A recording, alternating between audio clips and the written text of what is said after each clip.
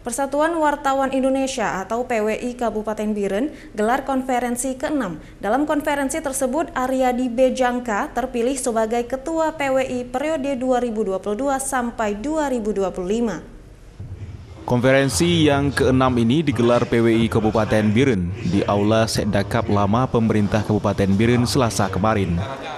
Acara pemilihan ketua baru PWI Biren itu turut dihadiri oleh ketua dan pengurus PWI Aceh dan dibuka langsung oleh Bupati Biren Muzakkar Agani. PWI Biren juga memberikan berupa piagam atau penghargaan kepada 10 orang tokoh di Kabupaten Biren yang dianggap berjasa dalam bermitra dengan PWI.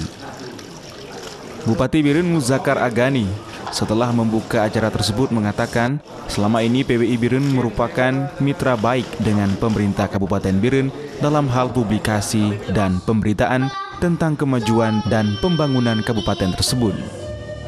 Terkait dengan keberadaan pers selama ini, selama khususnya ketika saya sudah menjadi Bupati Biren, saya sangat menikmati karena komunikasi yang saya bangun dengan teman-teman pers sangat cair, berbagai hal saling menyampaikan.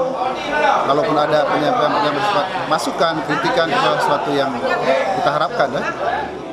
Sementara itu, Ketua PWI Provinsi Aceh Muhammad Nasir Nurdin mengharapkan siapapun yang terpilih sebagai ketua hendaknya dapat meneruskan roda keorganisasian dengan baik sehingga dapat melahirkan pers yang sehat. Harus melahirkan kepengurusan baru yang bisa meneruskan tradisi dari pengurus-pengurus sebelumnya, tradisi keberhasilan, tradisi sinergitas yang baik antara pers dengan pemerintah yang orientasinya adalah untuk kepentingan masyarakat. Pada konferensi tersebut terpilih Aryadi B. Jangka, Pimret, salah satu media online lokal sebagai Ketua PWI Biren periode 2022 sampai dengan 2025 secara aklamasi dan langsung dilantik oleh Ketua PWI Provinsi Aceh Nasir Nurdin.